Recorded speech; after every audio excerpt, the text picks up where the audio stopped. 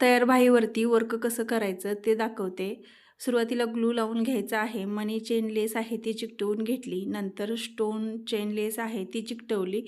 परत मनी चेन लेस आहे ते चिकटवून व्यवस्थित हातानं प्रेस करून एकसारखं करून घेतलं.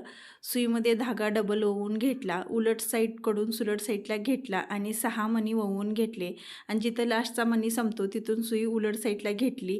परत 3 मणी अंतर सोडलं आणि सुलट साईडला सुई वर घेऊन त्या 3 मण्यातून परत सुई वळवून घेतली आणि परत आपल्याला मणी वळवून घ्यायचे आहेत. पूर्ण मण्यांची लाईन याच पद्धतीनं तयार करून घेतली. 1-1 इंचावरती पॉईंट घेऊन गहू मणी डिझाईन बनवून घेतली. 2 इंचामध्ये अंतर राहतं तिथं स्क्वेअर शेप कुंदन घेऊन चिकटवून घेतले. आता प्लेन भाग बाहीचा राहतो तिथं 3 मण्यांची बुट्टी तयार करून घेतली.